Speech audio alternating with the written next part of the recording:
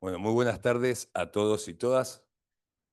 En primer lugar, queremos agradecer profundamente la presencia de cada uno de ustedes en este recinto de la legislatura de la Ciudad de Buenos Aires. Su participación refleja el compromiso con una problemática que merece ser abordada con seriedad y responsabilidad. Desde la Fundación Apolo y junto al legislador Yamil Santoro hemos organizado este conversatorio con la convicción de que la violencia intrafamiliar es una realidad innegable, donde los niños, niñas y adolescentes son siempre las víctimas, ya sea de manera directa o indirecta. Hemos escuchado críticas hacia este conversatorio bajo la idea que de hablar de falsas denuncias implica desconocer la existencia de la violencia real. Nada más lejos de nuestra intención. Precisamente porque sabemos que la violencia existe y destruye familias, entendemos que resulta indispensable proteger las herramientas que permiten asistir y amparar a las verdaderas víctimas. Una denuncia falsa no solo daña a una persona injustamente acusada, sino que también perjudica a quienes sufren violencia real. Porque sobrecargar a los tribunales con expedientes que muchas veces impide un abordaje profundo en cada caso. En lugar de un estudio serio e individualizado de los hechos, la automatización de decisiones procesales termina vulnerando derechos y generando más injusticia. Lo que aquí queremos resaltar es que en cada utilización espuria de un recurso tan valioso, mina la confianza en el sistema y dificulta el acceso a la justicia de quienes verdaderamente la necesitan. La dinámica de este encuentro contempla dos paneles. En el primero contaremos con la participación de especialistas y legisladores, quienes abordarán la problemática desde un plano normativo y técnico, intentando aportar propuestas de soluciones y marcos de acción. En el segundo daremos lugar a la palabra de las víctimas, que compartirán sus experiencias personales, poniendo en evidencia el costo humano de estas situaciones y la urgencia de respuestas más justas y eficaces. Nuestro objetivo es que este espacio contribuya a un debate serio, plural y responsable, donde la prioridad sea siempre la protección de los más vulnerables y el fortalecimiento de las justicias. Quiero agradecer principalmente en esta casa, dos sindicatos han prestado apoyo a este evento, tanto el Sindicato Único de Trabajadores del Estado de la Ciudad como UPCN se han adherido, así que queremos agradecer porque para nosotros es un hecho bastante inusual. Pero bueno, sin más preámbulos, voy a invitar a los expositores del primer panel a tomar su asiento, está cada uno individualizado y vamos a presentar, bueno, tanto la senadora Carolina Lozada como el senador Juan Carlos Pagotto no necesitan presentación, tampoco Yamil Santoro. Y tenemos en este panel a Cecilia Schwartz, que es psicóloga y perito. Y también tenemos a la doctora Karina Brigliardo, que es titular de Derecho de Familia. Sí. Ahora Marita nos va a dar una pequeña introducción y arrancamos con el conversatorio.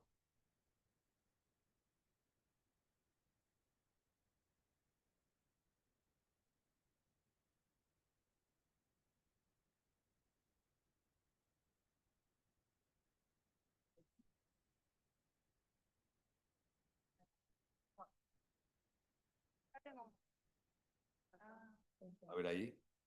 Hola. Ahí está. Bueno, primero muchas gracias por estar acá. Sé que hicieron un esfuerzo enorme para llegar y me consta que hay muchas víctimas que están atravesando esto y que están atravesadas por este dolor y que hay muchos profesionales que también se cansan de ver día a día a sus clientes sufrir por esta problemática que es las falsas denuncias, que está absolutamente relacionada con la obstrucción de vínculos familiares. Brevemente, quiero hacer una pequeñísima introducción para saber desde qué supuestos partimos a la hora de pensar este conversatorio. Muchas veces, después de un divorcio, los hijos quedan desvinculados de sus padres. Es decir, una pareja se separa y el progenitor que no queda conviviendo con ese niño es excluido de la vida de ese niño. Pero hay algo peor que sucede. Además de que parte de una premisa falsa por parte de la madre o el padre, que se queda conviviendo con ese niño, además de eso, sabemos que de alguna manera se legitima esta obstrucción de vínculo en lo institucional. ¿Qué quiero decir con esto? Ahí es donde se relaciona con las falsas denuncias. Aparece una falsa denuncia que dispara una medida que activa un supuesto sistema de protección de derechos, pero que sin embargo termina siendo funcional al denunciante. ¿Y qué vemos en estas cuestiones? Vemos que un progenitor decide disparar y objetalizar a los niños en un divorcio controvertido con una falsa denuncia, pero notamos que la real víctima que queda en el medio de esta situación son los chicos, son los niños, son los hijos que quedan rehenes y que de repente no ven a su papá o a su mamá, pero no solo a su papá y a su mamá, a su familia extendida, a sus abuelos, a sus tíos, a sus medios hermanos, a sus sobrinos, por meses o por años. Vamos a ver en el segundo panel víctimas de esta situación. E incluso tenemos casos de 13 años de obstrucción de vínculos. Acá está Juan Manuel, que en su momento va a dar testimonio. Lo que quiero decir con esto es gravísimo. Imagínense, cualquiera de ustedes que tenga hijos, con esto cierro, cualquiera de ustedes que tenga hijos, que tenga sobrinos, imagínense que de un día para el otro no lo ven más, por meses o por años. Y imagínense algo peor, ese nene que estaba esperando en la puerta del jardín de repente no los ve nunca más.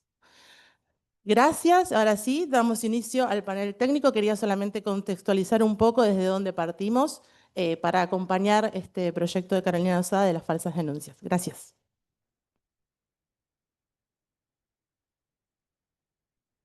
Buenas tardes a todos. Bueno, quiero agradecer, la verdad, esta oportunidad al diputado Santoro, a la Fundación Apolo, Ignacio, a Amara de Infancia Compartida. Voy a debutar haciendo preguntas a este panel que, bueno, algunos los conozco un poco, pero es sumamente importante este espacio porque lo que hoy vamos a hablar es a veces de muchas preguntas que se hacen ustedes con respecto a lo que están viviendo en relación a los impedimentos de contacto y la obstrucción de vínculos, particularmente con falsas denuncias, pero también se sabe que los impedimentos y la obstrucción a veces no implica una falsa denuncia y sucede. Entonces, en esta oportunidad de lo que vamos a hablar es con respecto a diferentes situaciones y invito al panel en estas preguntas, que no tiene que responder uno solo, si quieren colaborar los demás también lo pueden hacer. Vamos a empezar, por favor, con el diputado Yamil Santoro. Hay una cuestión dentro de lo que es la Fundación Apolo y la legislación que está trabajando detrás de lo que pasa dentro de los ámbitos de familia, con los impedimentos de contacto y con las falsas denuncias. Si nos puede compartir qué es lo que está pasando. Bueno, por un lado, antes que nada, bienvenidos a todos a la Legislatura de la Ciudad de Buenos Aires y gracias a los organizadores del evento por tan nutrida convocatoria. En relación a tu pregunta, la Fundación Apolo trabaja toda la problemática de falsas denuncias y no se agota exclusivamente al tema de violencia, si se quiere, entre padres o donde los chicos son el objeto del conflicto. También tenemos varios casos donde se realizan falsas denuncias con fines extorsivos o para evadirse del cumplimiento de una obligación de pagar una deuda o lo que sea. La verdad es que estas distintas formas de abuso del derecho son muy variadas y lo que venimos detectando es que además hay todo un entramado judicial e institucional que refuerza un funcionamiento sesgado de la justicia. Ahí, para poner un poco de contexto, la Fundación Apolo nace como una fundación anticorrupción, trabajamos fundamentalmente en temas de desvíos institucionales y si bien estamos ayudando en algunas causas particulares, nuestro eje, y en eso invito a cualquiera de los que esté presente, si cree que los podemos ayudar, que nos tengan presentes, nos metemos cuando hay vicios institucionales, cuando hay un error en el funcionamiento de la justicia, del debido proceso, o cuando aparecen algunas de estas organizaciones de derechos humanos que tienen un claro sesgo ideológico y se meten para torcer el funcionamiento recto de la justicia, ¿no? Generando presión o tratando de condicionar a los jueces. Así que Apolo ya tiene un historial de presentaciones en distintos expedientes como amicus para tratar justamente de colaborar en los distintos litigios particulares, pero reitero, nuestro eje de trabajo está puesto en las reformas institucionales. Estamos investigando redes de fiscales, peritos, ONGs y demás que funcionan de manera amañada o coordinada para hasta a veces vender el servicio de impedimento de contacto o de ventajas judiciales injustas. Por el lado legislativo, porque además de dirigir la Fundación Apolo me toca ser circunstancialmente legislador de la ciudad, si bien buena parte de esta materia corresponde a la legislación nacional, y ahí el proyecto que impulsan tanto Carolina como Pagoto me parece clave y que debe ser aprobado, hemos nosotros tomado acá en la legislatura un ejemplo que se trata en otras jurisdicciones, que es el registro de obstructores de vínculos familiares. Y eso lo que permite es darle al Poder Judicial una herramienta para usar distintos recursos del Estado para que aquellos padres que impiden el contacto de un progenitor con su hijo, usar algunas de las herramientas, digamos, para forzar esa revinculación o ese contacto, ya que en definitiva nuestro objetivo es, por fuera de que haya justicia en términos penales para con la persona que realiza la falsa denuncia, el objetivo prioritario y urgente es la revinculación del hijo con el padre desplazado. Así que esos son los dos ejes de trabajo que podría mencionar, legislativo y de la Fundación. Dijiste en un momento desde la Fundación nuclean información que reciben, supongo, de víctimas detrás de este crimen. Ese cruce de información que están teniendo la van a hacer pública, particularmente organizaciones que están detrás principalmente de los impedimentos de contacto y las falsas denuncias. Y nosotros tenemos una forma de trabajar que lo hacemos con todas las causas, tanto de corrupción como de otro tipo, que es hasta tanto no estén culminadas las conclusiones, no las hacemos públicas por una cuestión básica de poder avanzar tanto como se puede. En ese sentido, si cualquiera de ustedes cuenta con información de fiscales, peritos o algún otro tipo de dinámica que, digo, jueces, ONGs, que estén funcionando de manera irregular, contáctense con la Fundación, manden un mail, manden un WhatsApp y se ponen en contacto para que podamos trabajar juntos. Gracias. A ustedes. A ver, hay algo de lo que trabajamos mucho, pero la mirada de la senadora Carolina Lozada detrás de todo esto es importante desde el punto de vista de quizás muchas personas, y de esto nunca hablamos, el impacto que está teniendo todo lo que se está llevando adelante desde el 2022, que se inició con esto, a esta fecha. ¿Qué pensás? ¿Qué pasó? ¿Qué impacto está teniendo en la gente? ¿Y por qué hoy las falsas denuncias son noticias y están en las noticias? Bueno, buena pregunta, André. Primero que nada, muy buenas tardes a todos. Gracias a Yamil y a la Fundación y también a los sindicatos que se sumaron a esto. Me parece súper importante que cualquiera sea tu partido político, tu ideología, tu religión, lo que sea, esto tiene que ver con defender la verdad. Y creo que en esto no debería haber grietas de ningún tipo, porque creo que ninguna persona de bien puede sentirse cómoda con la mentira, con que se estafe al sistema judicial, porque es una forma de corrupción también. Yo te escuchaba, Yamil. Con Andrea Huachi empezamos a trabajar este tema en el año 2022.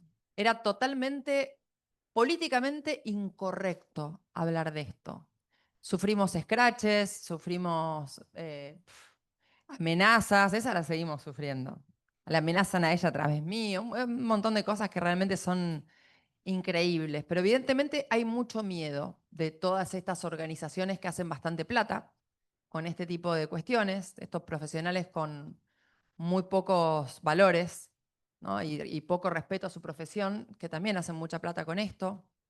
Te voy a pasar, Yamil, el contacto de una perito que me llamó hace algunos meses, que quiere hacer una organización de peritos contra las falsas denuncias, porque dicen que los peritos que están trabajando mal, los peritos que están trabajando entongados, por decirlo de una manera bien coloquial, de alguna manera están desprestigiando toda la profesión, y una profesión que es importantísima porque los jueces se valen de lo que dice un perito, porque obviamente es el experto en la materia, y si no podés confiar en el perito, ¿en quién vas a confiar? Andrea me preguntaba por qué desde aquel momento hasta hoy se tardó tanto, ¿no? Entiendo que tu pregunta va por ahí, ¿por qué ahora Hoy sí, antes es no? noticia las falsas denuncias. Hoy son noticias las falsas denuncias.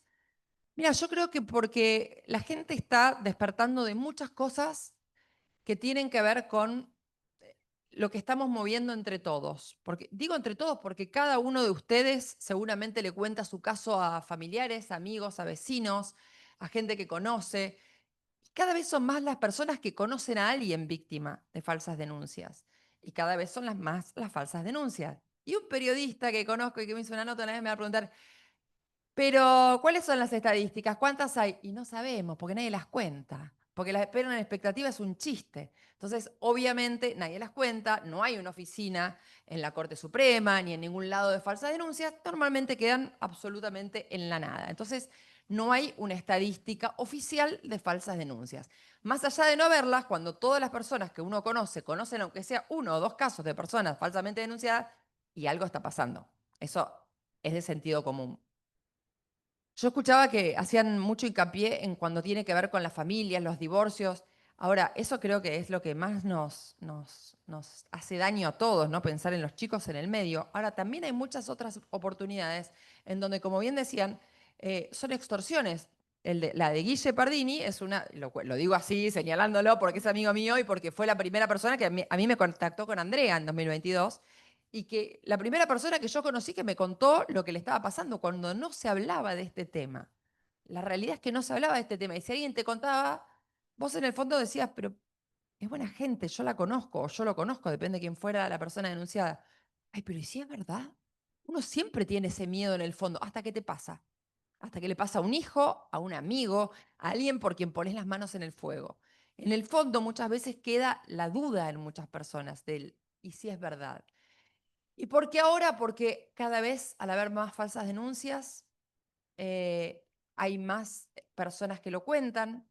Y porque levantamos la voz, André. Porque cuando nadie se anima, y cuando hoy todavía nadie se anima, somos muchos los que estamos acá, por ejemplo, todos ustedes, pero digo desde la política incluso, que es en donde la gente tiene quizás a veces más miedo de quedar mal, políticamente incorrecto. Ah, pero me van a criticar por tal cosa, me van a pegar con tal otra. Hay veces que hay que romper los miedos, las barreras, ir para adelante, porque es lo que corresponde. Porque la gente no te vota para estar cómodo ni para quedar bien con todo el mundo. Nunca vas a quedar bien con todo el mundo. La gente te vota para que soluciones problemas. Entonces, si vos no solucionas problemas por miedo a que se enoje la otra mitad, y bueno, siempre alguien va a salir enojado. Pero yo creo que en este caso, los que salen enojados son gentes que no comprendieron el proyecto. Porque el proyecto no va en contra de la mujer. Yo soy mujer y soy feminista.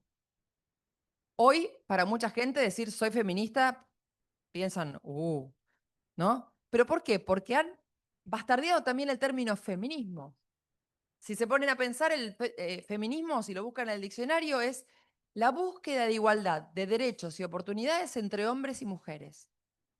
Y yo siempre digo, todos, las personas, los hombres, las mujeres, toda la gente de bien debería decir soy feminista, porque todos queremos la igualdad. Tenés un hijo y una hija, ¿no querés que los dos tengan los mismos derechos y las mismas oportunidades? Bueno, pero lo que estamos viendo hoy no es feminismo.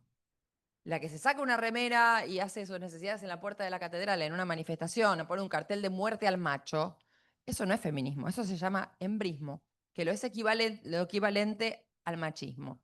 ¿Por qué lo digo y lo repito siempre? Porque realmente creo que al estar utilizando mal el vocablo, estamos lastimando a mucha gente que milita bien el feminismo. Yo tengo contacto con muchas periodistas que apoyan muchísimo, que son muy feministas, y que apoyan muchísimo esta causa. Lo he hablado con periodistas como Débora Plager, feminista, una periodista muy, muy conocida, con Laura Di Marco, y así con un montón de periodistas. Lo digo porque ellas me han autorizado a hablar de ellas y todo. Muchas periodistas feministas y que apoyan esto porque esto no va en contra de la mujer. Esto va en contra de la mentira. El que crea que va en contra de la mujer es porque en el fondo está pensando que las mujeres mienten. Y yo no creo que las mujeres mientan. Yo creo que la mentira no tiene género, la falsa denuncia tampoco tiene género. Y hay muchas mujeres que también son falsamente denunciadas. Entonces, lo que nosotros queremos es que los recursos que tiene la justicia, el Estado, la plata de todos los argentinos, vaya justamente a proteger a las verdaderas víctimas de violencia de género, de abuso, de acoso, de todos los temas que tienen que ver y que tanto afectan a las mujeres, a los niños y a muchos hombres en algunos casos. Si nosotros mezclamos todo y decimos que todas son denuncias verdaderas y que terminan siendo todas falsas entonces, o sea, si nada es verdad, como es el dicho, se me fue porque estoy quemada. Bueno, ¿me entendieron?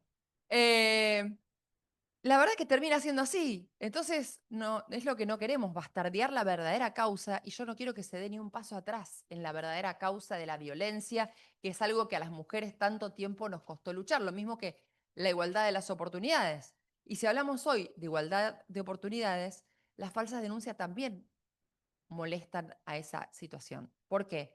No saben la cantidad de gente que me dice, mira, nosotros, gente que trabaja en multinacionales o empresas más chicas, y a veces entre tomar a una mujer o un hombre, prefiero tomar a un hombre porque, y si la mujer es joven y encima es linda, y con más razón, porque tenemos miedo de las falsas denuncias, o le ha pasado a cualquiera de ustedes de que te subís a un ascensor y si hay un tipo solo, a veces no quieren subir en el mismo ascensor que una mujer sola. Bueno, eso es como una forma discriminatoria de actuar para con nosotras. Entonces me parece que esto trae justicia, esto trae mejor y más sano feminismo, y lo que trae es una justicia en la cual todos podemos creer, que se escuche a todas las pruebas, que se escuchen los testigos y que no se invierta la causa de la prueba. Me reextendí, André, no me mates. Como toda periodista, habla y sin parar. A ver, la verdad es que, doctor Pagotto, las jornadas de las falsas denuncias han hecho un gran cambio en lo que se refiere a la mirada social, en la difusión también. Ha sido un acierto iniciar con las jornadas en contra de las falsas denuncias y el doctor Pagotto ha estado firme desde la primera. ¿Por qué? No. Tengo un sargento. Hay una cuestión detrás de las falsas denuncias que se aplica como un procedimiento judicial. Hay una cuestión detrás de las falsas denuncias que tienen como en copy-paste dentro del Poder Judicial. Y dos preguntas serían estas. ¿Por qué sumarse a esta campaña, las jornadas? Estuvimos anoche hasta la 1 de la mañana con este tema. ¿Y qué piensa de lo que pasa dentro de los procesos judiciales en este momento dentro de la justicia argentina? Bueno, buenas tardes.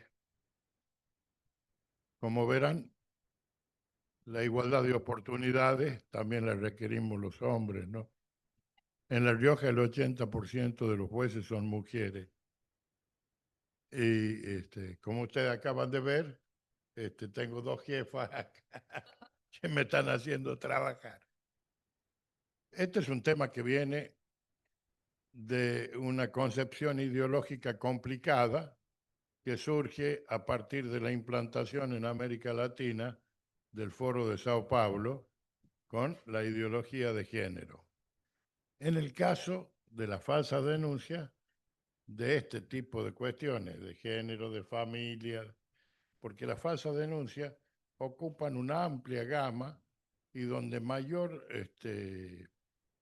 incidencia tienen es en las cuestiones familiares y en las cuestiones políticas, donde se judicializa la política y donde para evitar un juicio de divorcio o para ganar un juicio de divorcio y asegurarse la tenencia, ahora se llama con cualquier nombre, Régimen de cuidado comunicación. personal.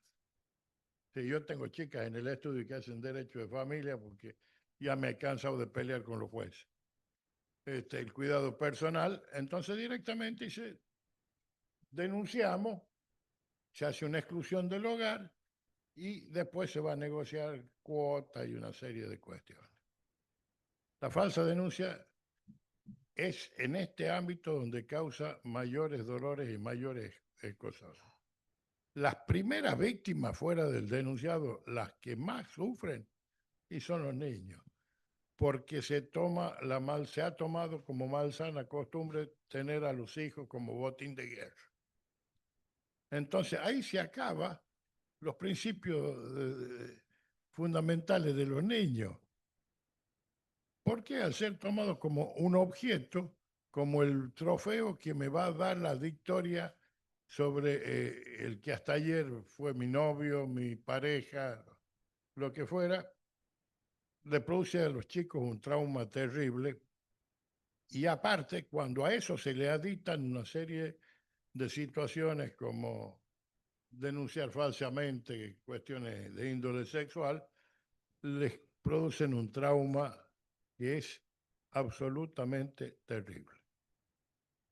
Yo tengo 53 años de ejercicio de la profesión.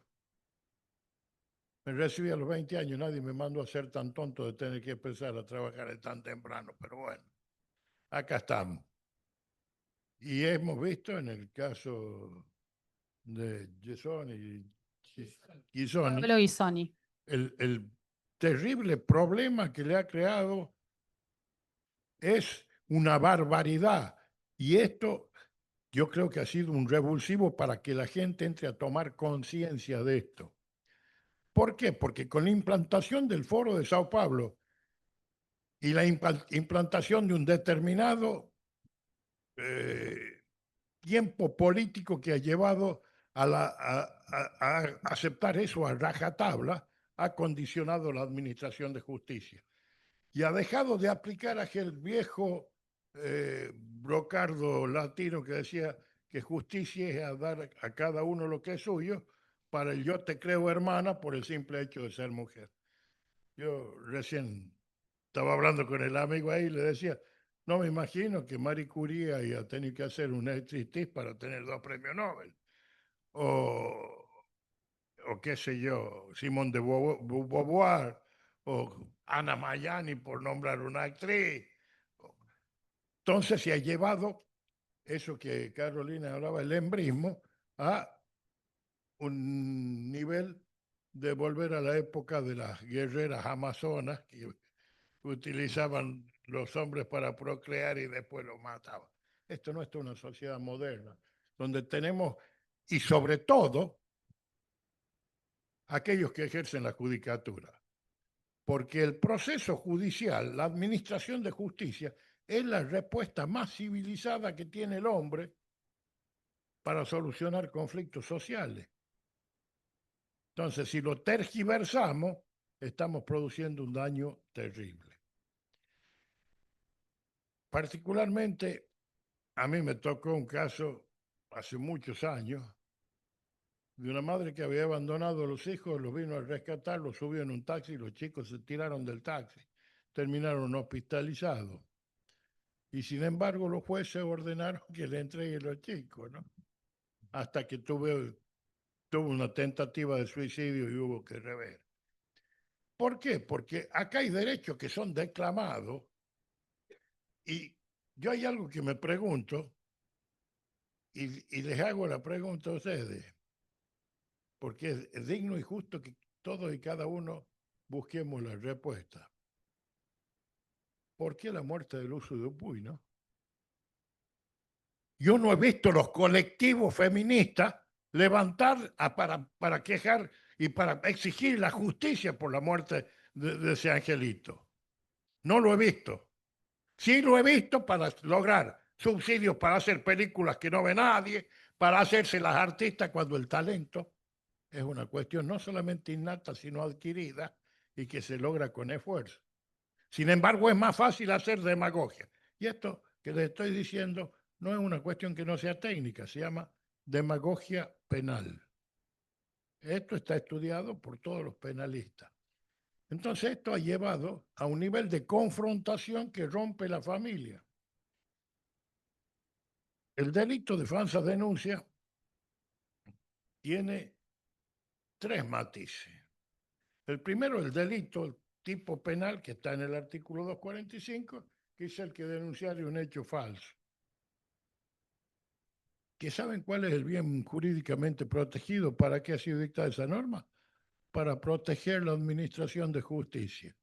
Ahora yo quiero saber, ¿a dónde están los hijos de la administración de justicia? ¿Dónde están los amigos de la administración de justicia? ¿Qué daño se le produce al edificio de tribunales o a los expedientes? Pero sí, a las personas que caen involucradas les rompen su vida familiar, les rompen la familia, les rompen su vida de relaciones y lo condenan a lo que se llama capiti diminutio máxima, es decir, la reducción a menos que la esclavitud. Y esto es lo que tenemos que conseguir, esta batalla que comenzó con Andrea y Carolina y que después llegué yo, ha producido una serie de movimientos en toda la provincia y que hoy día se esté hablando de esto es un triunfo, porque antes nadie hablaba porque también la prensa condenaba, como condena en un montón de otros casos, sin tener conocimiento acabado de qué es lo que integra lo que nosotros llamamos totalidad de la prueba, onus probandi, la totalidad de la prueba. Pero como yo opino, y la opinión de cualquier periodista, de cualquier comunicador, vale tanto como la de cualquiera de nosotros. Esto también es una cuestión cultural, por eso tenemos que... ¿Y saben cuál es el problema? Fundamentalmente es tan cultural que estamos destruyendo los niños. Ayer en Tucumán tuvimos un testimonio de una niña de 21 años. Samira Rabi. Verdaderamente yo a los jueces que la tienen esperando y que no la reciben, les pegaría un boleo en el traste, porque eso no es administrar justicia. Y eso pasa también porque muchas veces en lugar de nombrar jueces que vayan a honrar a la función, hemos convertido la administración de justicia en agencia de colocaciones. Y me hago cargo de lo que digo, total, más de lo que me han puteado hasta el día de hoy, no creo que vayan a agregar nada más. Pero es dolorosísimo ver cómo destruyen el honor, cómo destruyen la hacienda, cómo destruyen todo a su paso para lograr lo que antes se hacía con un juicio de divorcio y a lo mejor las parejas se agarraban a sopapos en la sala de audiencia y se acababa el tema. Ahora no. La implantación de la ideología de género tiene que ver con la destrucción del Estado, con la traspolación del comunismo caído en Europa hacia América Latina. Esto es el Foro de Sao Paulo. No lo dice Juan Carlos Pagotto, lo dice César Vidal, que es un filósofo, jurista y sacerdote español que hasta tuvo que exilarse de España y vive en Estados Unidos. Este es el sistema, esto es la destrucción que ha ido haciendo de la familia. La destrucción de la familia es lo que lleva a la destrucción de las sociedades. Fíjense hasta qué punto llegan, que ustedes van a ver, las bandas de chicos. En los países de Centroamérica se llaman Mara, nosotros le llamamos Patota, nosotros le llamamos cualquier otra cosa, pero tienen normas propias y se crean sistemas sociales propios. Ese es el daño principal que produce la falsa denuncia y que ocupan toda una rama interdisciplinaria que tiene que actuar. Y para terminar, les quiero contar una simple anécdota. Me tocó una causa donde el psiquiatra era un psiquiatra espiritista. Si hay alguien que cree en los espíritus, que me disculpe, pero yo todavía creo en la ciencia. Imagínense las barbaridades que uno tiene que escuchar. Por eso yo me alegro que estemos todos y que todos vamos adelante. Gracias.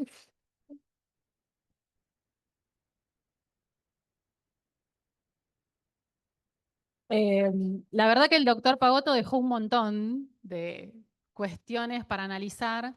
Voy a ir de atrás para adelante con la licenciada Yats. Ayer estuvimos presentes en un testimonio de una menor que habló mucho de los peritos. Habló mucho de...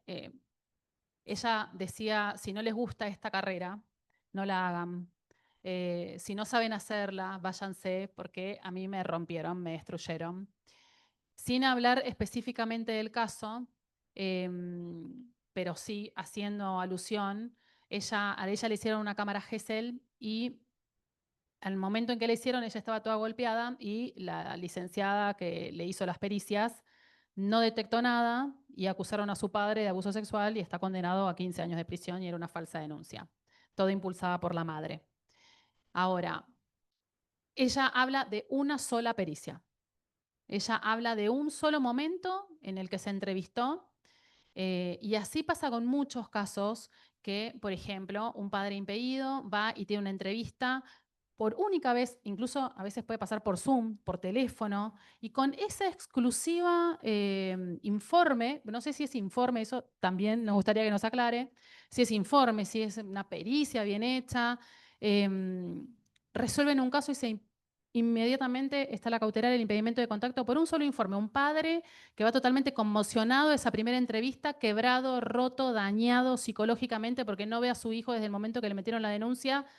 Obviamente ese informe no va a ser positivo, pero bueno, quisiéramos conocer cómo puede una persona enfrentar esta situación para lograr hacerlas bien, para poder rever eso dentro de la justicia, si se puede repetir, cómo tienen que hacer y las diferencias entre los peritos y los peritos forenses. Bueno, ante todo, gracias a todos por la invitación. Yo me veo en este campo laboral, soy psicóloga clínica en primer lugar cuando me recibo, y ahí vamos a esta cuestión de los peritajes, ¿no? Me veo introducida en el ambiente judicial por pura casualidad dentro de la clínica, había un caso judicializado, me gustó, me formé, porque el abogado que encima era de la otra parte, como fui objetiva y traté de que se haga justicia por ese niño, le gustó cómo trabajé y bueno, a mí me lo propuso, metete acá que sos buena, bueno, traté de formarme, me formé de hecho en APFRA, soy miembro de APFRA, y todo el tiempo estoy formándome porque el tema que tenemos los psicólogos es que el título ya te habilita a intervenir en un caso judicial. Ahora, como psicólogo clínico, vos no podés entrar en el ambiente jurídico así como así hacer clínica, ¿no? Entonces, hay que formarse y decir, bueno, acá hay una cuestión de responsabilidad, ¿no? Yo tengo que empezar a trabajar con una psiquis de un menor que está judicializado, que está sufriendo, que está traumatizado, y donde se empieza a jugar el propio desarrollo de su identidad. Porque este niño, sobre todo en el caso que nos compete, que es una falsa denuncia, empieza a jugarse en un papel donde empieza a creer que fue abusado, que fue dañado por una persona que tiene la función principal de protegerlo, ¿no? Recién el senador decía, ¿por qué pasó lo de Lucio Dupuy? A mi juicio profesional yo siempre digo, porque se evaluó una madre, con quién iba a estar mejor que con la madre, y no se evaluó la función materna. No quiere decir que porque yo traigo un hijo al mundo, somos muchos madres acá, o porque soy padre, puedo ejercer la función materna o la función paterna, ¿no? Entonces, si se hubiesen evaluado las capacidades parentales, para lo cual hay una evaluación, seguramente Lucio Dupuy estaría hoy con nosotros, porque eso hubiese saltado. A mi juicio, esto es una opinión mía, de una buena evaluación profesional y objetiva, eso hubiese saltado que esta mamá no estaba en su capacidad de tenerlo a Lucio. En una sola se puede obtener un Y es informe parte del del proceso de evaluación, pero la evaluación de las capacidades parentales existe. Lo que pasa es que no se lleva a cabo. Entonces, lo que funciona mal es, no sé si es el juez, el perito, el abogado, es el sistema en su conjunto. Tiene que estar todo mucho más protocolizado. Los psicólogos que intervienen tienen que tener formación en forense, en psicología jurídica y forense. No cualquier psicólogo debería intervenir porque no cualquier médico puede operar. Es así, ¿no? ¿Cómo pueden los progenitores que están afectados por este tipo de cuestiones hacer una observancia al trabajo que hace, por ejemplo, un... En principio, bueno, una cosa son en las pericias, que esto también lo quería señalar, vos resaltabas los informes, sí. Una cosa es la cámara Gesell y otra cosa es la pericia. ¿Sí? La cámara Gesell es una sola entrevista, es una declaración testimonial. Hoy por hoy, después de la pandemia, se está realizando, también no estoy de acuerdo en eso, mucho de manera virtual.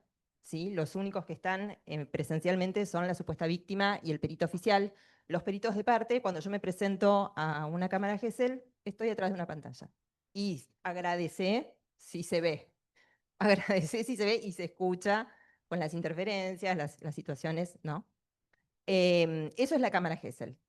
Con un solo informe, yo conozco casos, tengo un caso con una abogada con la que trabajo también, que con una cámara Gesell querían detener al padre.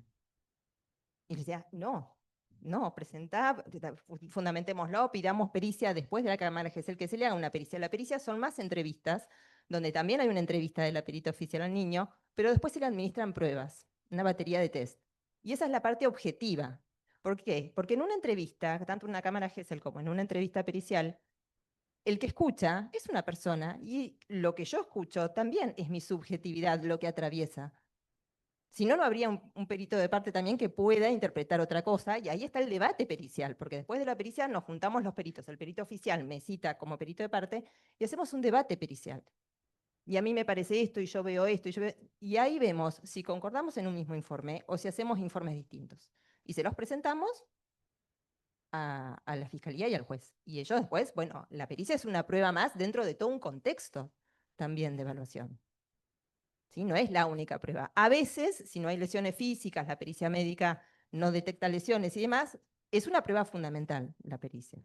Pero hay un montón de cuestiones que hay que evaluar. Y hay que evaluar también, que es lo que yo pienso que también está poco aceitado en el sistema, la evaluación de la persona que denuncia, de esa madre o de ese padre que denuncia, y también del denunciado. O sea, acá hay una familia sobre la que intervenir, y se está interviniendo sobre un niño que es la víctima, pero no víctima del hecho denunciado en una falsa denuncia, víctima del sistema, porque lo estamos victimizando nosotros, los que estamos permitiendo que todo ese proceso avance y no lo frenamos a tiempo.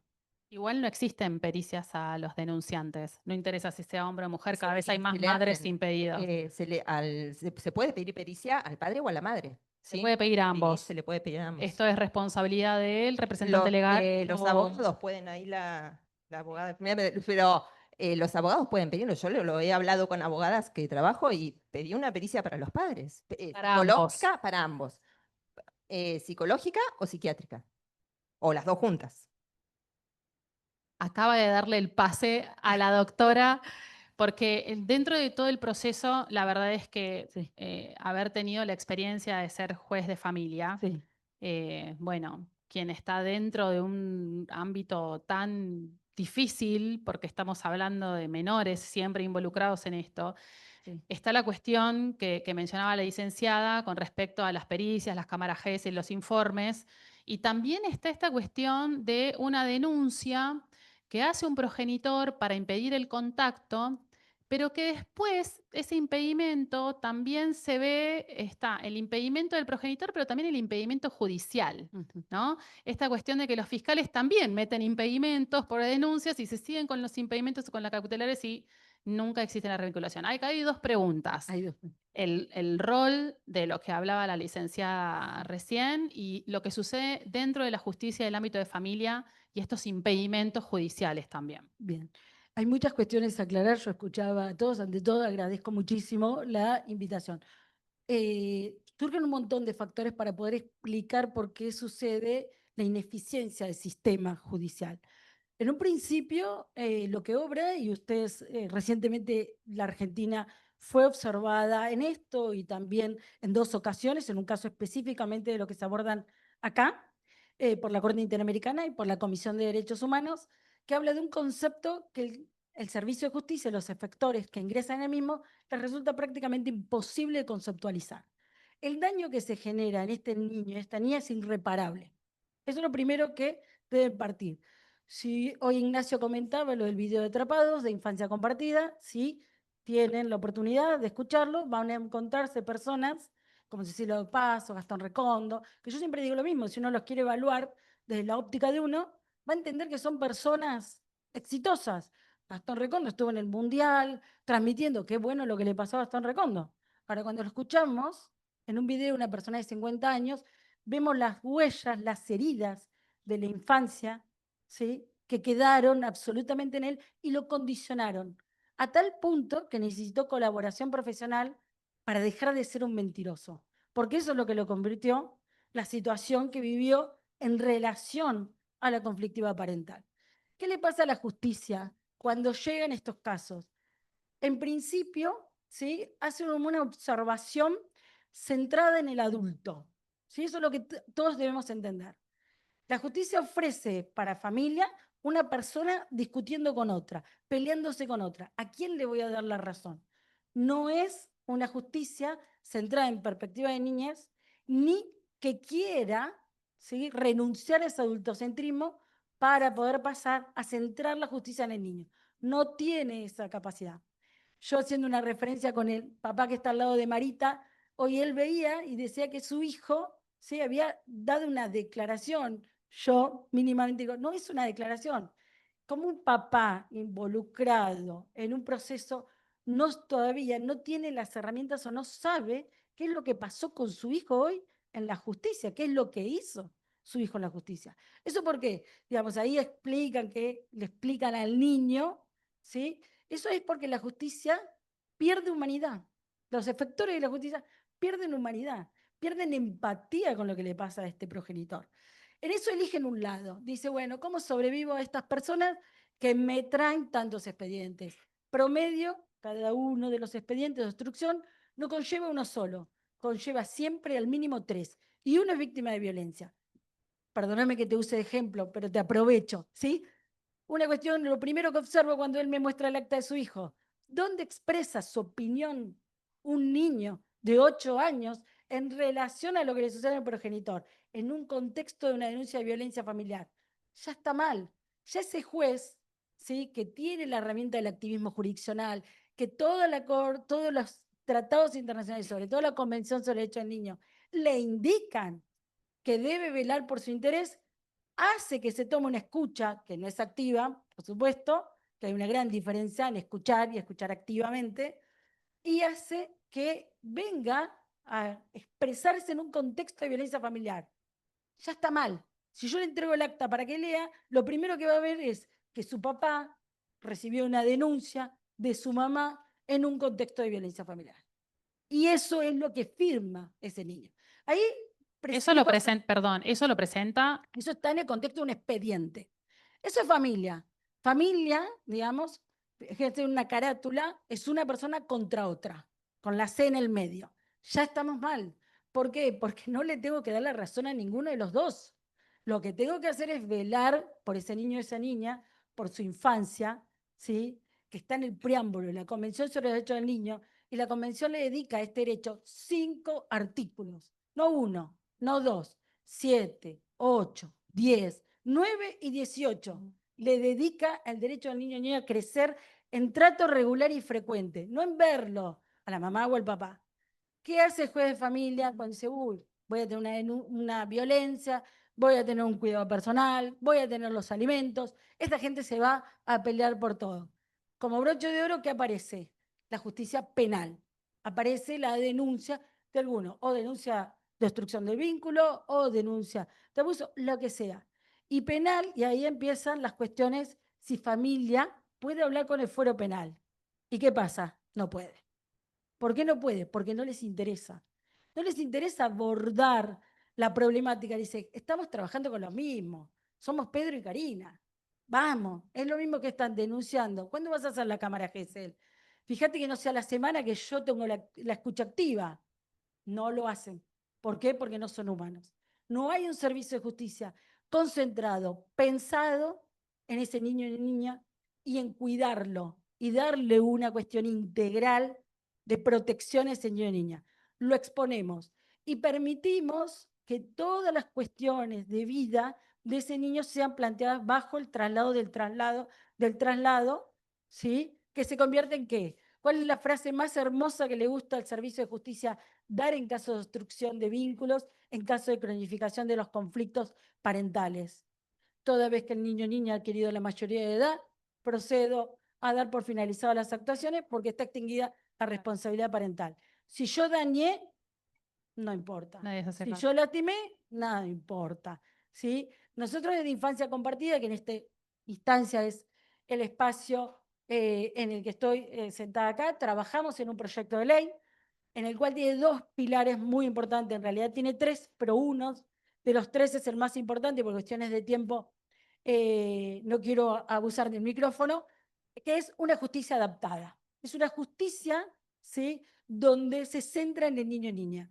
Y para poder lograr eso, desde la experiencia mía y desde una abuela impedida como Analía, un papá con un semi-impedimento como Fernando, trabajamos mucho y pensamos en una justicia donde al juez o jueza le indicamos qué tiene que hacer, qué medidas tiene que tomar, cómo las debe hacer y sobre todo el tiempo, ¿sí? Esto, digamos, es prevención, ¿sí? Le damos 3 meses para que tome las medidas rápidamente, de forma procedente, ¿sí? Que son eslogan que marca la Corte Interamericana, que es tomar diligencias, ¿sí? Pertinentes y atinentes, que es algo que le cuesta mucho a la justicia.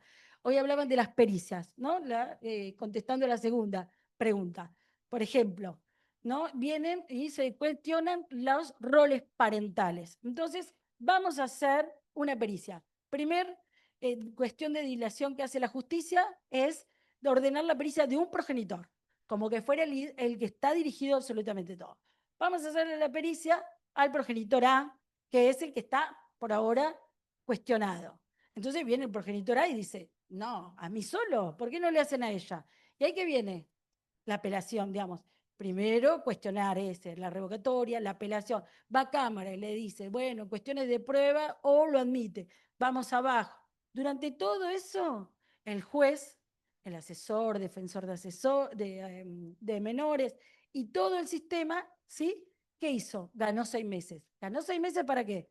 Para decir esto. Adquirió de mayoría de edad, yo ya no tengo absolutamente ningún tipo de responsabilidad. ¿Sí? Me parece que me extendí un montón. No, está bien. Perdón. Es un tema que les interesa a todos y me quedó algo para que vayamos cerrando en esta etapa.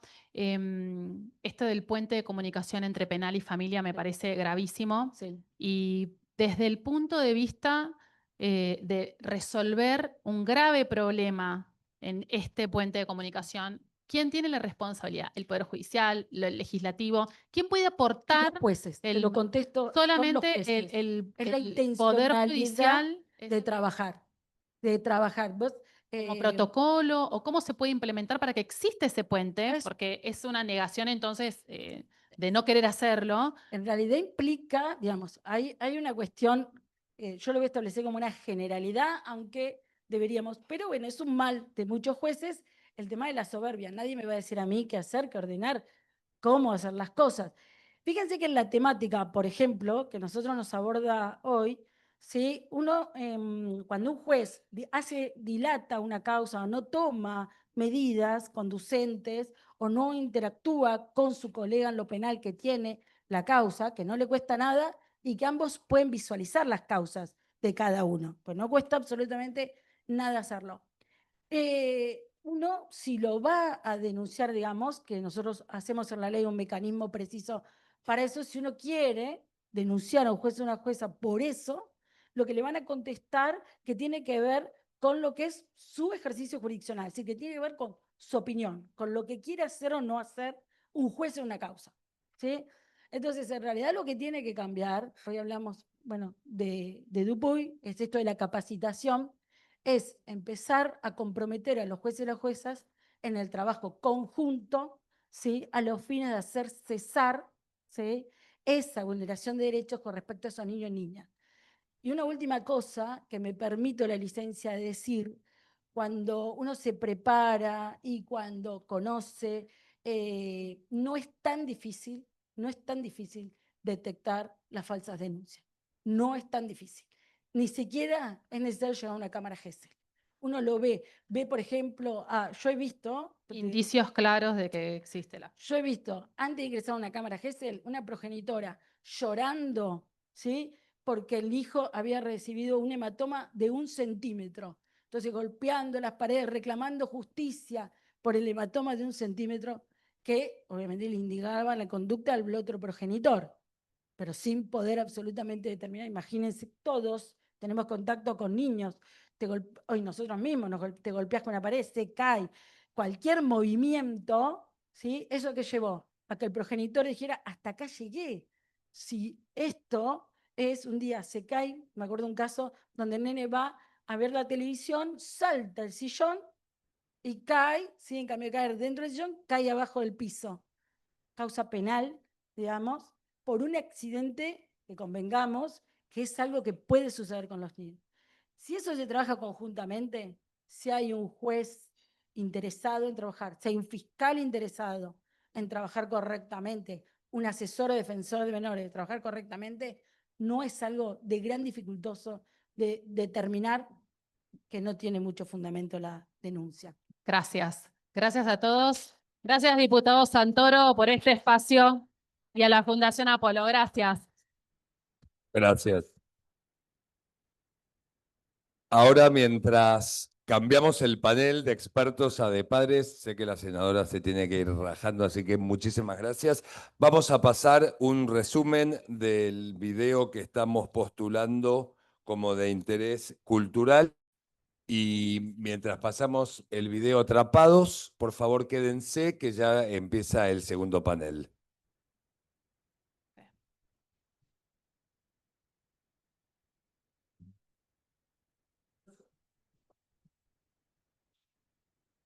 Bueno, muchas gracias. Seguimos con el segundo panel.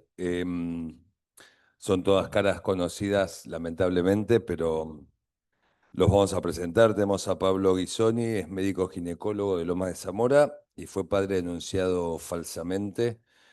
Hace poco tiempo ya se vio el video del hijo expresándose al respecto.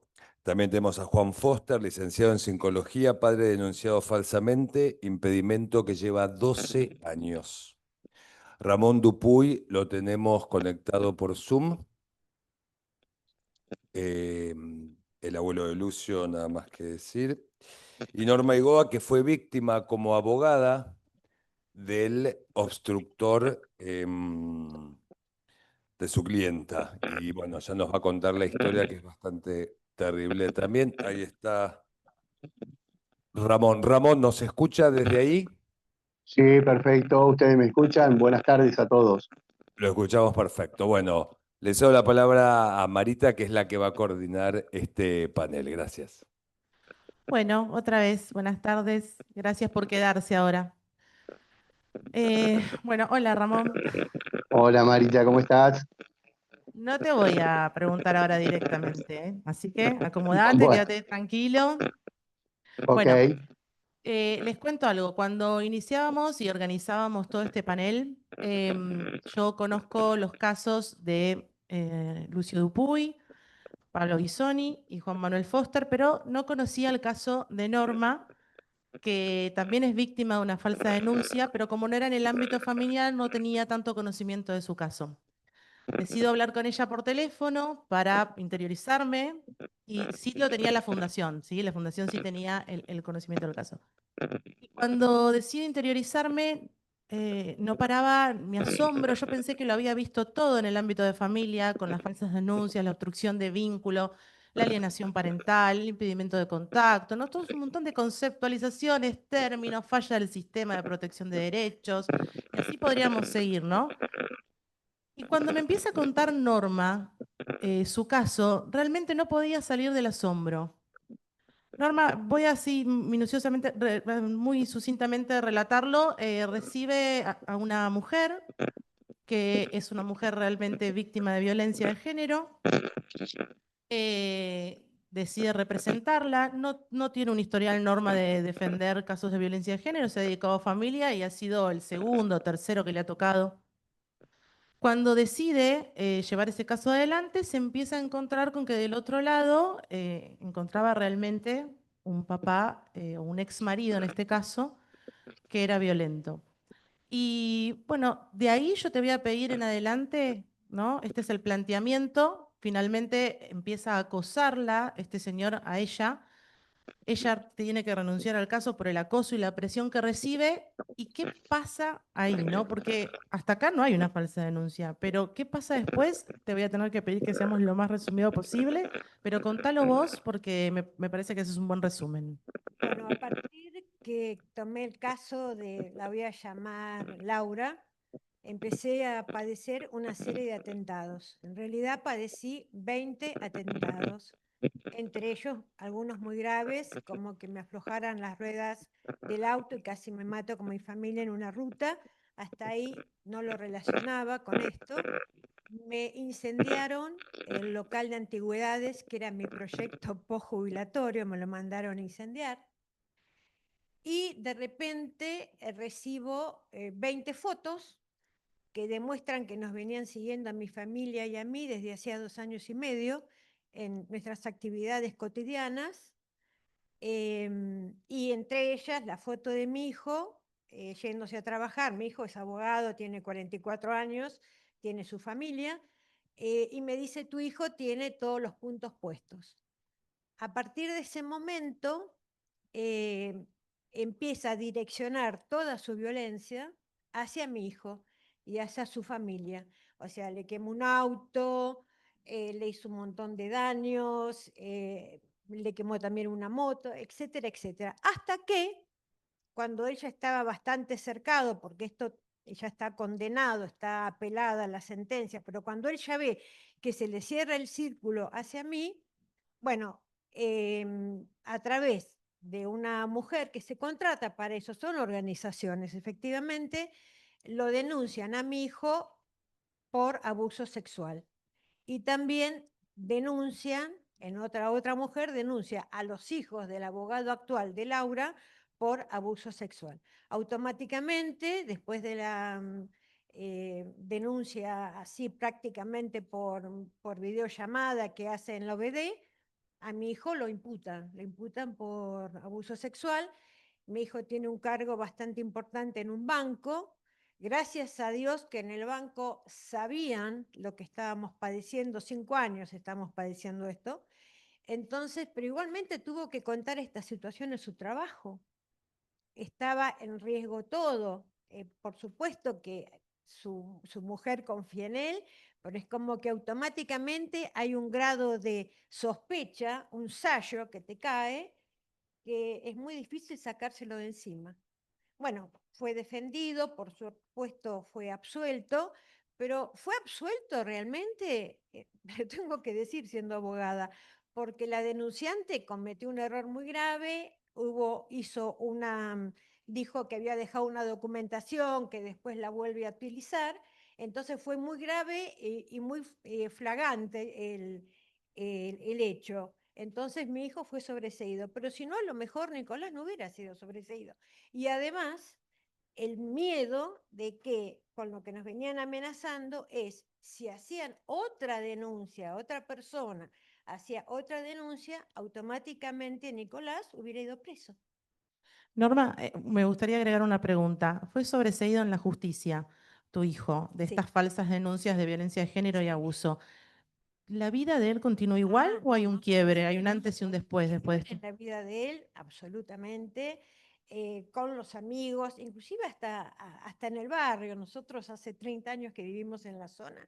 Es todo un tema es terrible. O sea, no se puede ponderar el daño que sufre todo el grupo familiar y la persona. Aparte, el hecho de sentirse imputado por un delito tan sucio. La verdad que es un delito que mancha, es papel carbónico. Norma me comentaba, ¿no? Todo tiene que ver con todo. Nosotros somos una ONG que se dedica a los niños y acá hay niños. Vos me contabas que tenés nietos y que Bueno, tenés yo mucho tengo miedo. una nieta de 1 año y como yo sigo estando amenazada, obviamente, yo no me animo a salir a la calle con mi nieta, porque como uno de los atentados que tuve fueron con ácido, que gracias a Dios no era mi momento, mi miedo, mi fantasía absoluta es que le puedan hacer algo con ácido, todo me quiebro, a mi nieta cuando está conmigo. Sabíamos que este panel iba a ser muy difícil, ¿no? No, Norma, quédate tranquila. Acá todos, por lo menos en este panel, somos víctimas de alguna manera. Bueno, mi caso es conocido porque como no encontré respuesta de la justicia, la verdad que no, y siendo abogada y teniendo una capacidad quizás económica como para contratar abogados, etcétera, etcétera, etcétera, no encontré respuesta de la justicia. Entonces salí a los medios. Mi caso debe ser bastante conocido porque recién, a partir de que mi caso se hizo público, empecé a tener un poco de consideración hacia todo lo que nosotros veníamos pasando. A la fecha todavía no tenemos respuesta. O sea, hay una condena, pero está pelada. Pero vos seguís viviendo con miedo, recordando el incendio del auto de tu hijo. Custodia policial, tengo botón antipánico, lo mismo mi nuera, que también ella ha sido víctima de todo esto, y el señor este está libre y feliz y sigue haciendo cosas. Hace 20 días recibí nuevamente amenazas de muerte. Bueno, a mí me choca mucho y me cuesta entender cómo puede ser que el que inicia la denuncia falsa siga teniendo una vida como la que tenía antes. Y muchas personas que son denunciadas falsamente pierden su trabajo, por ejemplo, y restituirle ese derecho como persona a tener sus amigos de siempre, su trabajo, sus contactos. Digo sus amigos porque mucha gente se aleja a partir de la estigmatización que genera una falsa denuncia, ¿sí?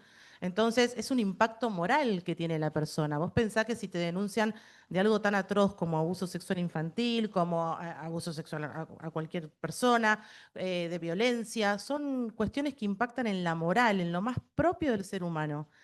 Y yo me quedo asombrada cómo hay gente que después le cuesta tanto restituir su vida, restituir sus funciones, volver a ser quien era, recuperar sus tareas laborales, donde por ahí se dedicaba con mucha vocación. Bueno, tu hijo no lo perdió, queda el pero antecedente, por más que haya sido sobreseído, además tenés un antecedente de que estuviste procesado.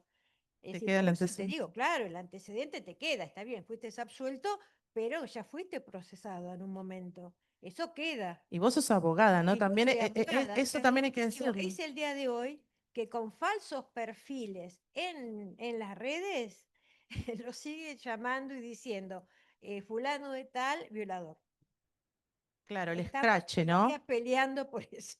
Después también va a haber, este tema lo podríamos estar hablando durante muchas horas. Hay que hablar también de las falsas acusaciones, ¿no? O sea, empezar a hacer una diferenciación en esto que después sigue con el escrache y que no se termina nunca más. Y por eso digo, me quedo impactada de cómo quien recibe una falsa denuncia cambia radicalmente su vida de un día para el otro y aquella persona que hizo la denuncia falsa sigue con su trabajo, sigue con su vocación, sigue con sus labores.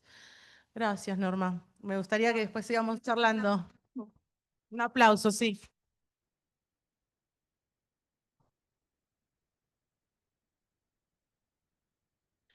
Bueno, vamos a seguir con algunos de ustedes dos que tienen, que lo que comparten en común, además de haber estado obstruidos, además de haber sufrido falsas denuncias, es la noción del tiempo, ¿no? Vos, Pablo, estuviste 10 años sin ver a tus hijos, ¿sí? Y vos, Juan Manuel, van 13 años casi, 12 años sin ver a tu hijo. Bueno, voy a empezar así como en orden porque surgió. Voy a empezar con vos, Pablo. La verdad que tu caso tiene tanto, tanto para decir que tengo una colisión de cosas para preguntarle, pero sí, tengo una colisión de cosas para preguntarle. Me quedaría horas hablando de esto, pero voy a ir a algo puntual. Trascendió una pericia que se hizo conocida sobre la progenitora de tus hijos, que, si no me equivoco, vos corregime si tengo algún dato mal, que es contundente, que es categórica, ¿no? Que habla de una psicopatía con rasgos perversos, que hace que vos adquieras la custodia de tus hijos y se van a vivir con vos. ¿Hasta ahí estoy bien? Correcto, eso pasó en el 2012. Esto pasó en el 2012. Y después, a partir de la ineficiencia, que no voy a nombrar detalle por detalle porque no soy abogada, pero de un sistema judicial en el que entraron, hubo un intento de no separar a esa madre de esos hijos o a esa progenitora de esos hijos, de revincularlo, y en una de esas visitas los chicos no vuelven más a tu casa. ¿Esto es así? Pascua de 2016, así fue. Pascuas de 2016. A ver, repasemos. Estamos hablando de una pericia oficial que dice que hay una psicopatía con rasgos perversos, que por eso le otorgan la custodia al padre, el padre cumple religiosamente, lleva a sus hijos a terapia y permite que se revinculen con esa mamá, porque sigue pensando en lo que sufre un hijo. Tengamos en cuenta que la perspectiva de los adultos no es la perspectiva de los hijos. Entonces, Pablo, después de que les accedes a que tengan un régimen de comunicación y el juzgado lo indica así, ¿qué hace esta progenitora? Se los lleva y no los regresa. Seguí contando la historia. Bueno, es difícil resumir Dificilísimo. desde el año 2009 que vengo padeciendo esto, pero bueno, para tomar donde vos dejaste, fue así. Después de 2 meses y medio, habrá sido así, de régimen asistido por sus abogadas, en principio las abogadas del niño, y después con un asistente social. En la última visita, pasó eso. Le hacen decir a Nacho que no quería volver porque yo le tiraba del pelo. Y bueno, tiraron del pelo. Entonces la asistente social que estaba ahí como los ojos del juez interpretó que estaba bien que se queden en la casa con la madre, a pesar de que la madre tiene un perímetro con los 3 hijos, aparte de conmigo. Y bueno, esto fue así en marzo del 2016, el juez le ordena que devuelva a los chicos, no lo hace, entonces ordena una restitución bajo la fuerza pública, ella apela a esto, y bueno, lo que habla la jueza hace poquito, ¿no? Los tiempos. La apelación se resuelve en agosto de ese mismo año, ese tiempo los chicos quedaron desescolarizados, yo ahí perdí ya el contacto, y bueno, al día siguiente que la Cámara de Apelaciones ordena la restitución, aparece la denuncia de abuso sexual, tanto mía como de mi hijo más grande, que se había venido ese mismo día. Él no se quedó con la madre. O sea, se quedaron los dos el del medio y el más chiquito. Y bueno, el juez de familia interpreta que, bueno, la verdad que, a ver, el juez de familia está haciendo lo que la corte ordena. Si hay una denuncia de abuso, no puede volver con el progenitor. Entonces, un poco acá es el punto donde los delincuentes que hacen las falsas denuncias encuentran la cuña en la falla en el Poder Judicial para ejecutar maniobras así como esta. Entonces, creo que acá hay una complicidad de los dos lados.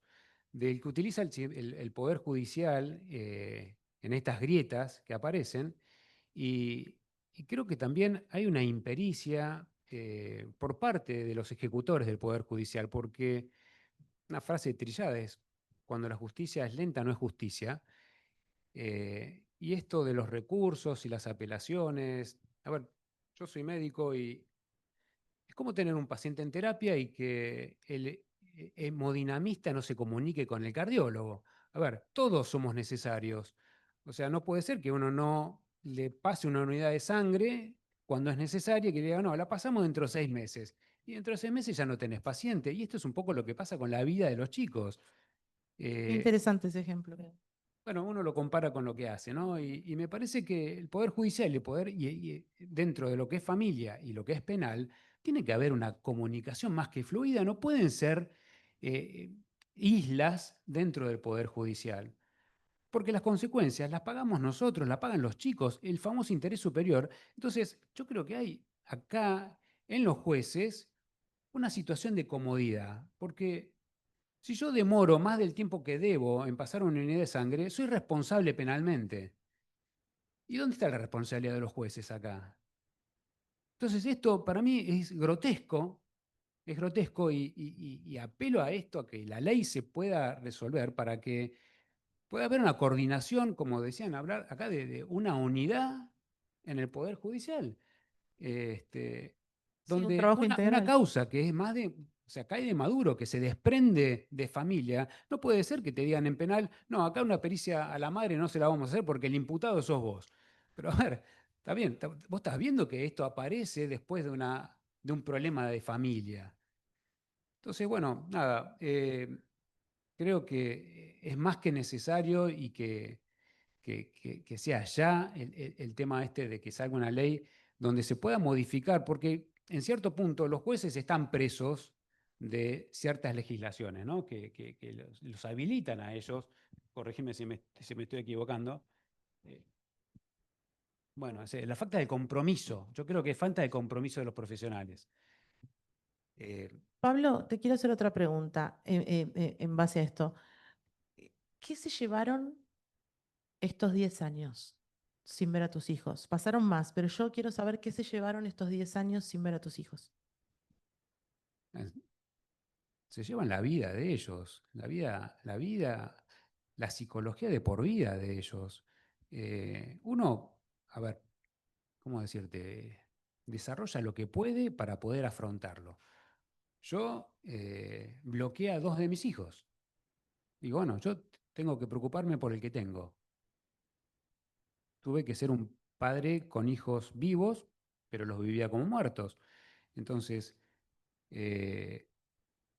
estando vivos, ¿no? Entonces, creo que cada uno hace lo que puede con esto. Y desde la ceniza tenés que empezar a rearmarte para ver cómo te volvés, en lo que me está pasando con Tomás. A ver, no es fácil. Yo me estoy encontrando con un hombre hoy de 23 años, lo dejé con 13. No sé quién es. Entonces, nada, creo que se hace mucho daño. Es muy difícil poder explicar lo que uno vive. Bueno, si estás privado de la libertad y con una denuncia grotesca como es esta, ¿no? Una denuncia de abuso sexual que te mancha desde todos lados y te perjudica desde todos los lados. eh, la verdad que no salís indemne, nadie sale bien parado de esto. Te pueden ver, te pueden decir, "Ah, que estás bien", pero la verdad que eh, los callos de la fractura están, ¿no? Es complicado, la verdad.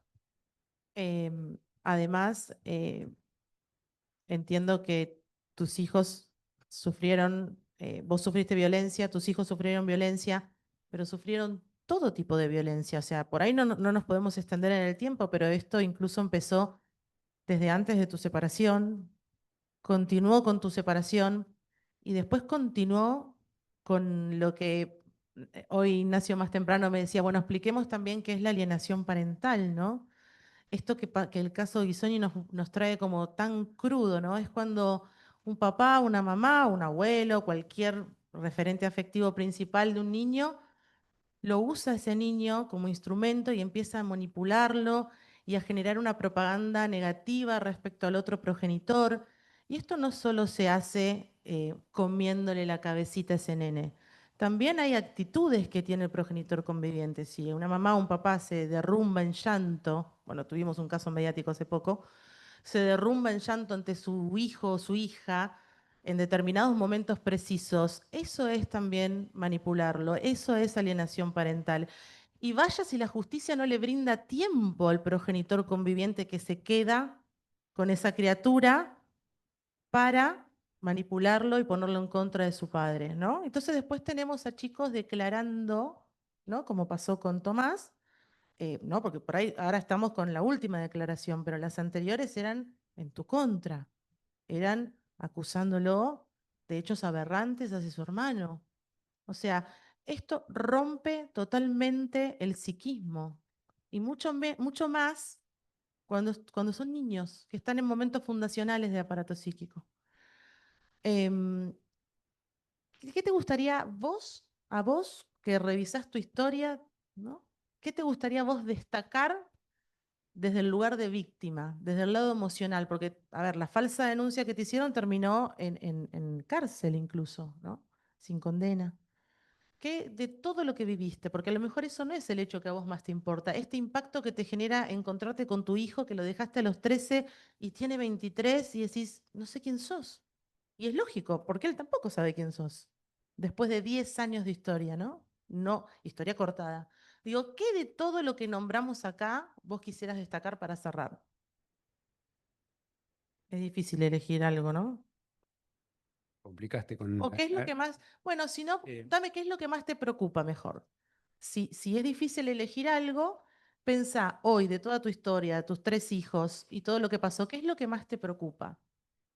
Bueno, hoy básicamente me preocupa la inacción de la parte de la jueza de familia, porque yo sigo teniendo un hijo de 16 años que sigue conviviendo con una madre que todo el mundo sabe ya lo que hizo públicamente. La que tiene esa pericia que dice que es una psicópata con rasgos perversos. Correcto. Entonces hoy me preocupa que un niño de 16 años que vive con esta madre desde los 6 años siga con ella y ver la pasividad y la atonía que tiene la jueza. Entonces, bueno, un poco por eso yo te mencioné esto de eh, la responsabilidad del Poder Judicial en esto, ¿no? Porque ¿quién se hace cargo de los daños? Porque hoy yo tengo suspendida la responsabilidad parental. A pesar de tener un doble conforme en la justicia penal, mi responsabilidad parental está suspendida. O sea que yo no existo como padre, porque la sentencia no está firme. O sea, no va a estar firme hasta que apele a la Corte Suprema de la Nación y el tiempo pasa. Y es lo que los jueces de familia dejan que pase. Entonces, hoy mi inquietud es tratar de que ese menor tenga una posibilidad real a través de, no sé, un recurso, no sé, empezar con una terapia, algo como para poder, ¿eh? Sí, un auxilio que hoy no tiene, porque hoy la madre le dice, si vos te vas, yo me mato.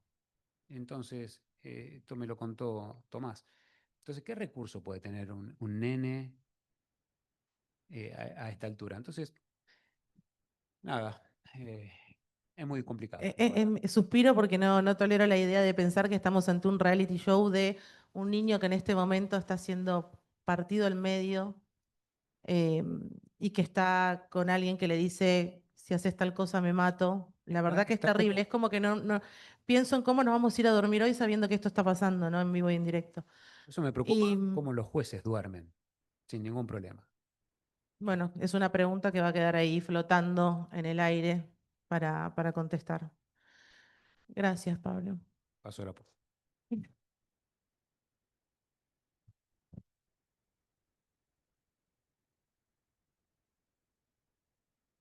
Después de él, lo dejo para el final. Le contesto la pregunta. Bueno, pará. Juan Manuel Foster. Ahí No va. son sus hijos. ¿Cómo? Pablo, la respuesta es porque no son sus hijos. Es tu Mm. hijo, es el mío.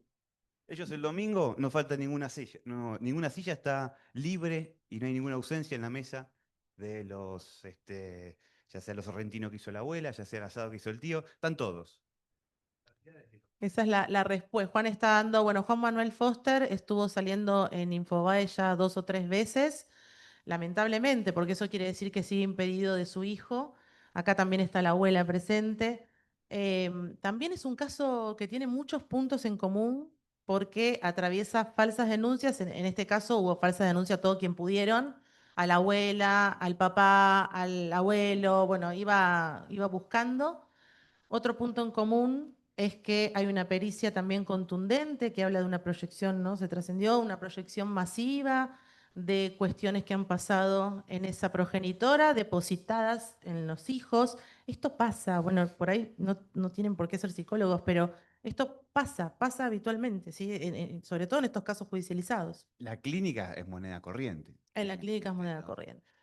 Así que encuentro estos datos en común y este chico sigue en manos de esta progenitora con estos informes que estoy hablando siempre de pericias oficiales. En el caso también de Juan Manuel, al igual que en el caso de Pablo, que no lo mencionamos, hay atrás los mismos actores, ¿no? Y acá empieza a tener relevancia la Fundación Apolo, ¿no? Y todo lo que están decidiendo, yo celebro mucho y agradezco de paso a la Fundación que se haga cargo de estos temas que no muchos quieren tocar. Pero bueno, eso marca también un compromiso con la sociedad en su conjunto, ¿no? Y por eso tanta gente es convocada y tanta gente viene, porque esto pasa. Pero lo que tenía en común son pericias de parte, ¿sí? De ciertas organizaciones y ONG que coincidentemente intervienen en el caso de Pablo, intervienen en el caso de Foster e intervienen en un montón de casos de cual tenemos conocimiento. ¿Sí? Así que, Juan Manuel, Sí, me gustaría que... salud activa se llama. Que de salud no tiene nada. Vos empezás a ver que tienen como un cierto modus operandi, en donde venden ya casi un producto armado. Em, es muy crudo todo esto. Permitime reconocer el valor que hace 20 días recibiste una amenaza de muerte y estás acá por la verdad. Es un montón, es un montón, es la única forma. Esto, sí,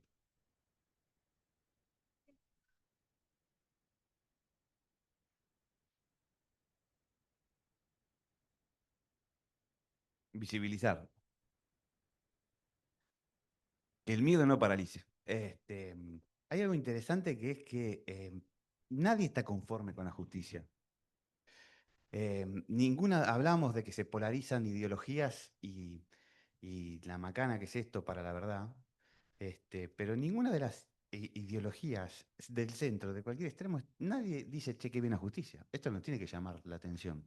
Nos tiene que llamar la atención que te hayan querido tirar ácido, que te hayan prendido fuego el auto de tu hijo, que te hayan desajustado las ruedas y que como cuarta medida de extorsión hay ya una denuncia penal, una denuncia falsa. O sea, la denuncia falsa empieza a tener ese sesgo de, mirá que te denuncio, mirá que te... mafioso.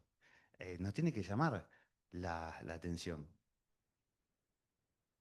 Claro, empieza a ser una cuestión extorsiva a la altura de otras secuencias puramente mafiosas.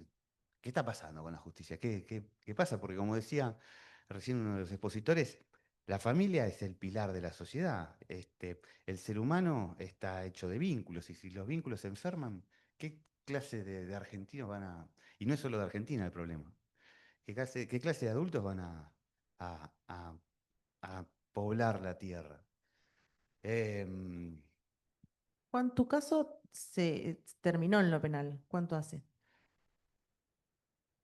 y lo penal termina en el 2016. O sea, 9 años, más o menos, más o menos 9 años que se cerró lo penal y que tanto vos como tu familia quedó demostrado. Sí, la justicia penal trabajó. La justicia penal tiene la misión de determinar si un delito ocurrió o no. Es decir, si un hecho se constituye como delito y es penable o no. Y en 3 años resolvió una denuncia hacia mi madre como la supuesta abusadora sexual de mi hijo. Mi hijo atravesó todo un proceso de pericias en el cuerpo médico forense, que determinaron que los hechos denunciados no habían existido, es decir, por palabras de mi propio hijo. Después vino una denuncia penal hacia mí por el mismo delito. Tu hijo pedía verte. Sí, claro, el discurso de mi hijo fue el que rebatió como falso el discurso de la denunciante, en 2 oportunidades, en 3 años de proceso penal. La justicia civil es una especie de quien te contó el cuento de la buena pipa. Porque no son sus hijos, porque los domingos están todos en la familia de ellos. El daño empieza cuando de un día para el otro desaparece la mitad del linaje de un niño. Y no hay un acompañamiento. Vuelvo a la imagen muy clara que vos señalaste de ese niño en la puerta del jardín esperando, ¿y dónde está papá? Porque hasta hace la semana pasada, de los 7 días de la semana, 6 estaba conmigo. 5 de los 5 días hábiles, 4 me venía a buscar al jardín. ¿Dónde está? ¿Qué le pasó? Y como retiran a la mitad del lenguaje, a la mitad del linaje, lo único que queda para responder es el lenguaje de la parte denunciante. Porque lo dejan solo a la infancia, la dejan sola. Retiran a la mitad de la familia y solo queda como explicación de qué pasó acá lo que la denunciante quiera decirle o lo que el denunciante. Y ahí ya está dañado. Ahí empieza el daño que se va haciendo cada vez más profundo en el tiempo. Con lo cual, el puente entre lo penal y lo civil tiene que estar más tiene que ser más que dinámico para que lo penal le pueda ir sirviendo de qué van diciendo las pericias, para que el juez civil pueda tener una idea de, bueno, hacia ¿Qué dónde... va diciendo las pericias, no? Porque en tu caso está en Infobae para que lo consulten. Cómo va mostrando que en las primeras escuchas, voy a decir así, en vez de pericias, porque algunas fueron otras, en otras instancias, las primeras escuchas hablan de un nene que quiere vincularse con su familia, que, como bien dice Juan, es el relato del mismo quien hace que se produzca el sobreseimiento en lo penal, y cómo después años sin verlo, cómo después ese relato va cambiando a no lo quiero ver, no quiero saber nada, lo odio, o cualquier manifestación en contra que no sabemos de dónde la forjó porque se despidió diciéndole, chau papi, te veo a la salida del jardín. Y quería verlo en cada escucha de las que fueron primeras escuchas. Yo quiero ver a papá, yo quiero ver a la abuela, extraño a la abuela. Mi mamá dice que me cuidaban mal, pero le digo y ella no entiende. Todo eso está, entre comillas, en las pericias penales y la justicia civil como no enterada. Em, ¿Qué es perspectiva de infancia? Es decir, che, ¿cómo está viviendo esa infancia que yo estoy interviniendo con mi firma? ¿Cómo está viviendo el proceso? ¿Cómo está? Desde la clínica es algo que se vive constantemente. Este, una intervención, una interpretación, cómo afecta lo que como terapeuta le dije a mi paciente, a ver qué va a traer la semana que viene. Semana a semana es en la clínica. En cambio, en la justicia es una cuestión indeterminada, en donde no hay un seguimiento de cómo el niño, la niña, vive este proceso que está pasando en su vida. ¿Por qué papá no me viene a buscar más al jardín? ¿Por qué mamá de pronto desapareció de nuestra vida? Yo la nota de Infobae señalaba a Eva Solís, que es casi no está ella denunciada como abuso, pero es lo mismo, una denuncia que la separó de su hijo. Una mamá obstruida de contacto con su hijo. Exactamente. Hasta que no haya esta pregunta centrada en la perspectiva de la infancia, que es ¿cuál es la perspectiva del niño? ¿Quién le explica? Y hoy por hoy le explica la parte denunciante. Creo que tiene que haber un acompañamiento desde el primer día que se interviene en una infancia. Esa infancia pasa a ser responsabilidad de un juez que tiene que tener un equipo interdisciplinario que aborde todo el núcleo familiar, desde el primer día, para poder hacer un seguimiento y un acompañamiento y poder ir brindándole una explicación con las herramientas que el niño maneje de qué es lo que está pasando.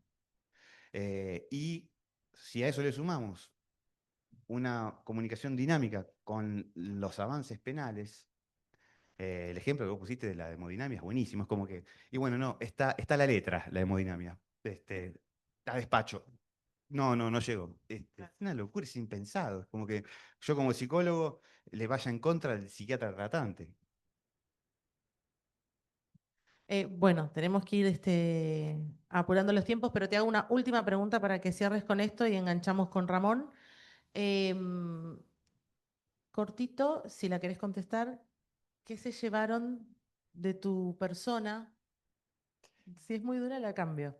Mira, si me perdonan, sabía que algo así, yo con Marita trabajé mucho tiempo desde infancia compartida. No es la primera vez que intercambiamos una palabra.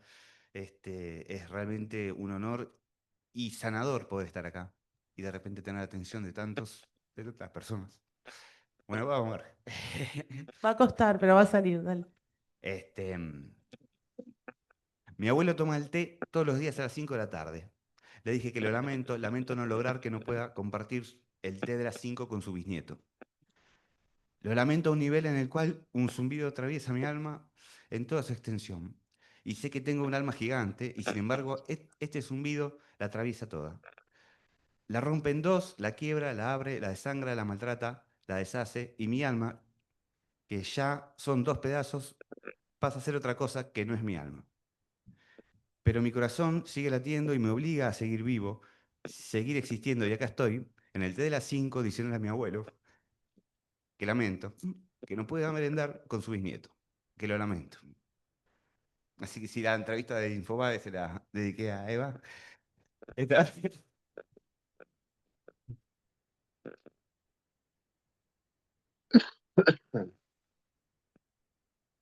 Gracias, che.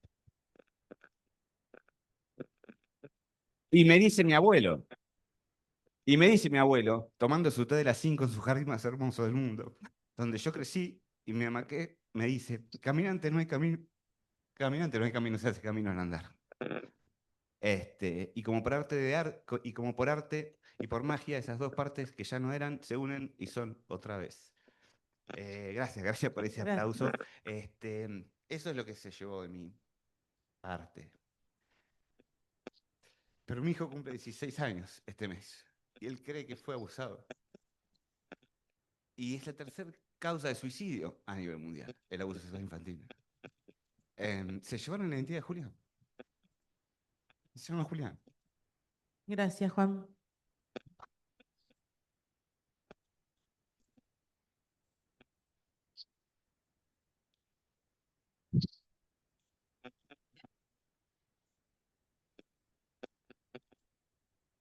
Bueno, yo, breve, cuando sos víctima, te quedas en blanco cuando tenés que hablar en público o te emocionás, digo, porque me pasó el mismo rato, o te emocionás como Juan Manuel, como Pablo, como Norma, como tantos otros que están acá, ¿no? Que por dentro están rotos.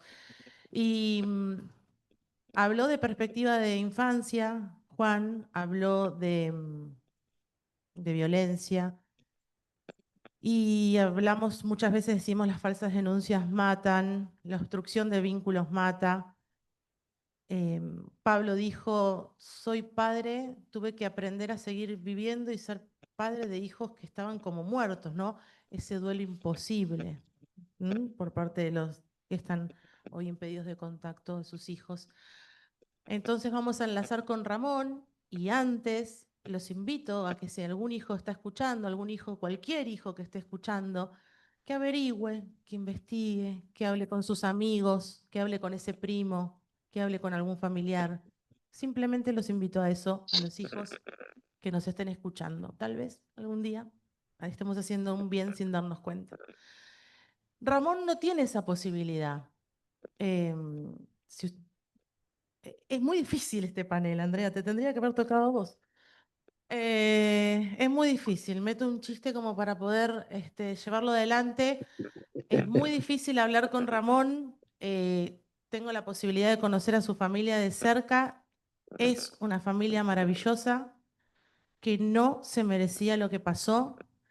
Tengo confianza con Ramón y sin embargo me cuesta decir lo que estoy diciendo, me cuesta mirarlo aunque sea hasta por una pantalla, porque si hay alguien que sabe que la obstrucción de vínculos familiares mata, es Ramón Dupuy. ¿Me escuchás ahí, Ramón? Sí, Marita, te escucho perfectamente. ¿Cómo estás? Bien, bueno, Gracias por antes estar que... acá. No, por favor, antes que nada, un abrazo enorme ahí a Juan Manuel, a Pablito y a la doctora. Pablo, te puedo contestar la pregunta que te hiciste vos. Fue exacta la pregunta que dijo Juan Manuel, la contestación que te dio Juan Manuel, de que no les falta ningún hijo. Yo te puedo decir que los jueces de familia, en el caso de Lucio, la jueza Ana Clara Pérez Ballester, que yo la llamo la tercera asesina de Lucio, no es que solamente no les falta ninguno de sus hijos, es que tampoco le enseñó a vivir a sus hijos. ¿Me entendés? ¿Por qué? Porque les faltó ese ser de mamá con empatía, ¿no? Con sentido común para que no sucediera lo que nos hizo suceder a nosotros. Esa es la respuesta que te quería dar, Pablito, a vos. Gracias, Ramón. Pablo, ¿querés decir algo? Igual tenemos poquito tiempo y te quiero hacer una pregunta, ¿eh? No te vas a escapar, Ramón. Pregunte. Claro. Bueno, antes que Decile. nada, perdón. Bueno, Saludo ahí a Andrea, a Carolina, al senador Pavoto y a toda la gente de ahí. Les mando un abrazo enorme a la distancia, pero bueno, porque sé que ahí hay mucho dolor. Ahí adentro se vive lo que es, se sabe lo que es el dolor de estar impedido en contacto con una persona, un ser querido, ¿no? Se sabe lo que es una falsa denuncia sin, como decimos acá en La Pampa, sin comerla ni beberla. Pero bueno, les mando un abrazo grande y todo mi apoyo y mi admiración por ustedes por estar ahí acompañando a Marita, para estar acompañando a Andrea, para acompañar a Carolina y al doctor Pavot. Ramón, tu caso, respóndeme esto. ¿Tu caso tuvo falsas denuncias? Y la segunda pregunta te las hago las dos juntas. ¿Fue condición necesaria la obstrucción de vínculos para que se dé el desenlace que se dio? Mira, nosotros, Marita, como vos sabés, o sea, vos sos una de las que conocés perfectamente de raíz el caso de Lucio. Nosotros recibimos 7 falsas denuncias, no una, 7, de las cuales fueron todas desestimadas por la policía cuando la progenitora llegaba a General Pico de Santa Rosa de 140 kilómetros. Primero iba a hacer la denuncia y después iba a ver a Lucito, y caía la policía. Bueno, se desestimaba la denuncia porque Lucio nunca estuvo maltratado, como ella denunciaba, o desnutrido, como ella denunciaba, o que pedía a Lucito irse con ella, que eran todas mentiras. Sí, nosotros fuimos muy mal denunciados falsamente 7 veces. De esas 7 veces, la última, que fue la octava, no fue denuncia, sino una amenaza a través de un WhatsApp, diciendo que si no devolvían a Lucio, lo acusaban por abuso. Uno, te podés imaginar, Marita, uno nunca tuvo problema con la justicia. Al tener esa falsa denuncia, recurrimos a la jueza Ana Clara Pérez Ballester, de la cual, mostramos ese mensaje, y lamentablemente no nos dio lugar, y ni quiso ver, ni quiso escuchar, ni nada por el estilo. Entonces, sí, estuvimos obstruidos. Después, Cristian, logramos la visita en Santa Rosa, una vez que se lo llevó esta asesina. Y Cristian, cuando llegaba a Santa Rosa, era echado de la casa de donde estaba Lucito, le cerraban la puerta en la cara, y Lucito por detrás de ella saludándolo con la manito. Eso es muy doloroso para nosotros. Fue muy aberrante la injusticia que se cometió con el caso de Lucio. El Estado completo falló. O sea que sí fue necesaria la obstrucción de vínculos para el desenlace final, ¿no? Porque estas falsas denuncias lo que mediatizaron, lo que lograron, estas denuncias y una perspectiva errónea, ¿no? Contá la parte donde vos vas al juzgado, como familia, digo, ¿no? Y la Bueno, respuesta que da la jueza, ¿por qué se la da la progenitora? bueno, la respuesta, la respuesta a eso yo te la doy muy fácil, es muy simple. Ella había logrado, a través de una abogada, cada 15 días verlo a Lucio, cada 15 días verlo. Venía a General Pico, acordate que estábamos en plena pandemia en el año 21, donde no se podía viajar de pueblo a pueblo. Eso nos arruinó a nosotros también como familia, ¿no? Ella había logrado la visita cada 15 días, retirarlos los sábados desde las 10 de la mañana hasta las 7 de la tarde. Un buen sábado, después de todas las denuncias falsas que hubo, después de la amenaza, un sábado se lo llevaron a Lucito, a Santa Rosa.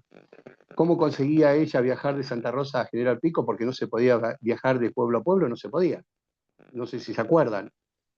Pero bueno, ella lograba venir de Santa Rosa a 140 kilómetros de acá, y lo veía, pero Lucio no la reconocía como, me cuesta decirlo, ¿no?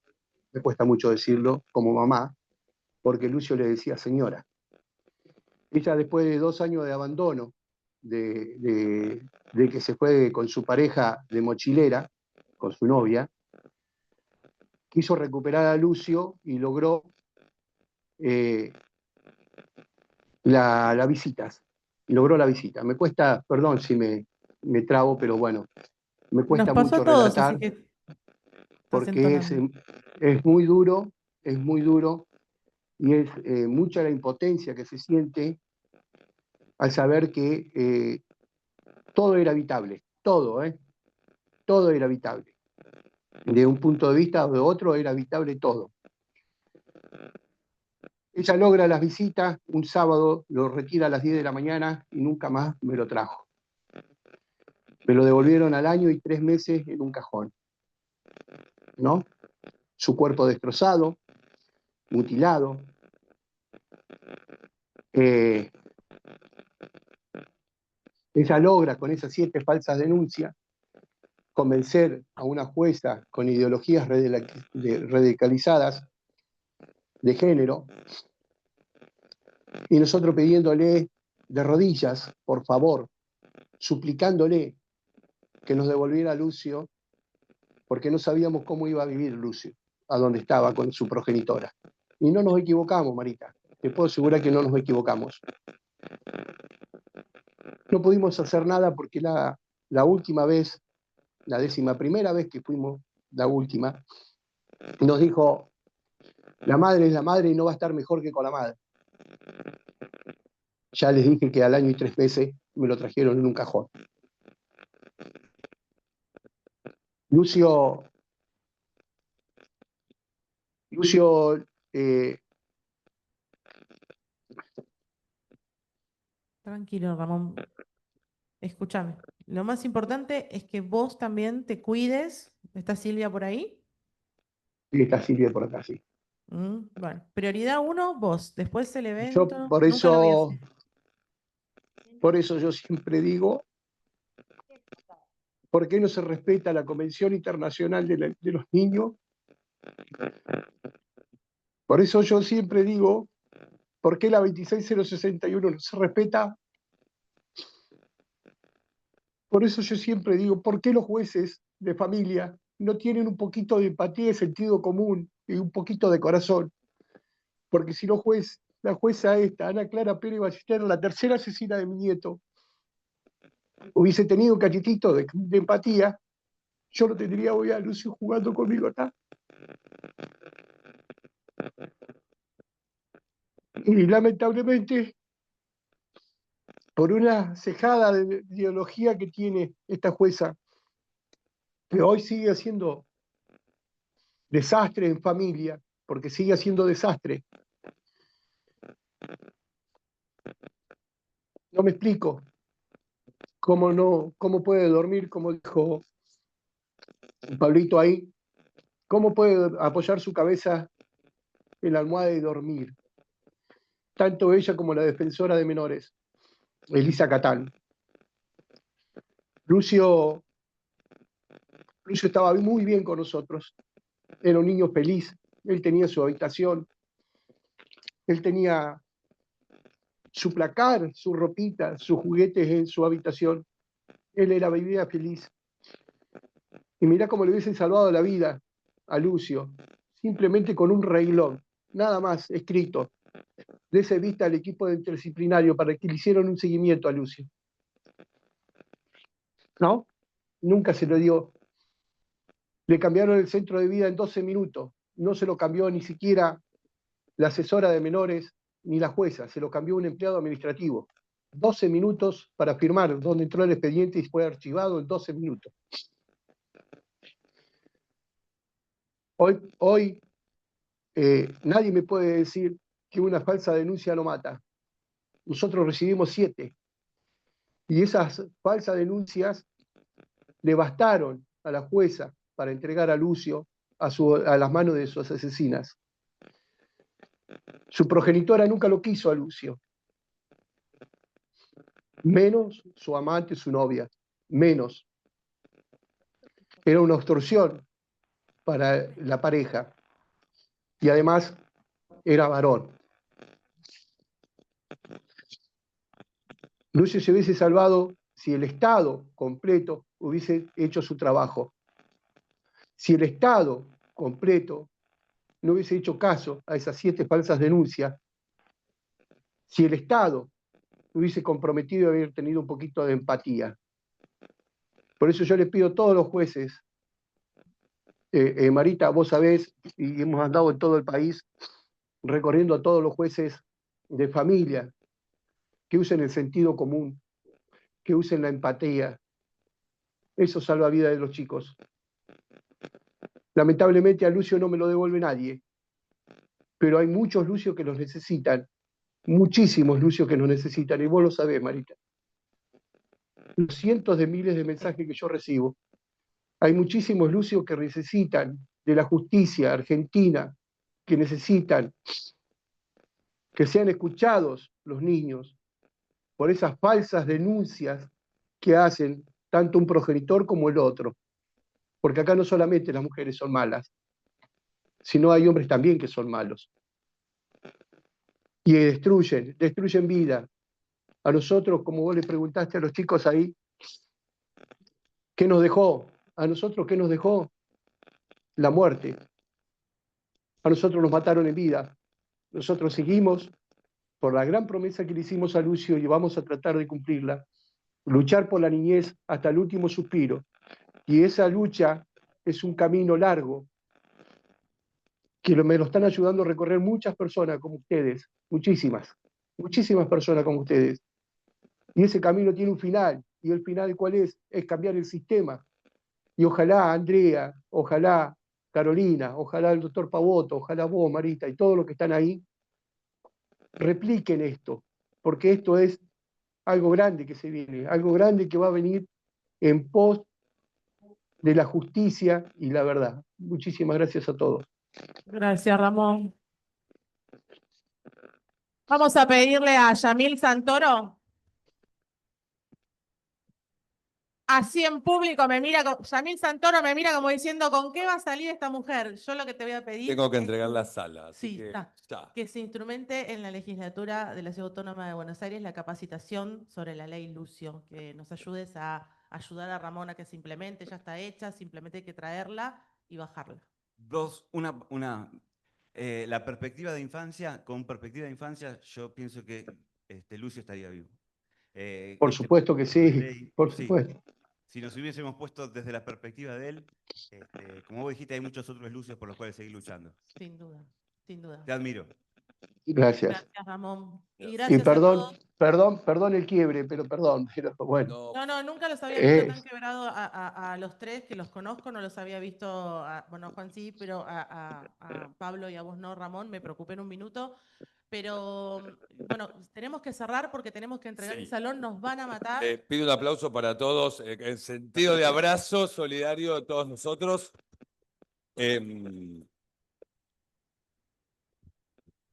Queremos agradecer nuevamente a todos los presentes por haber acompañado este encuentro en la legislatura de la Ciudad de Buenos Aires, aportando su tiempo y su atención a una problemática que nos interpela como sociedad. La Fundación Apolo es una organización comprometida con la defensa de la República, la transparencia y el fortalecimiento de nuestras instituciones. Desde este espíritu hemos impulsado el conversatorio de hoy, convencidos de que el cambio comienza cuando nos animamos a dar estos debates y a visibilizar las voces de las víctimas.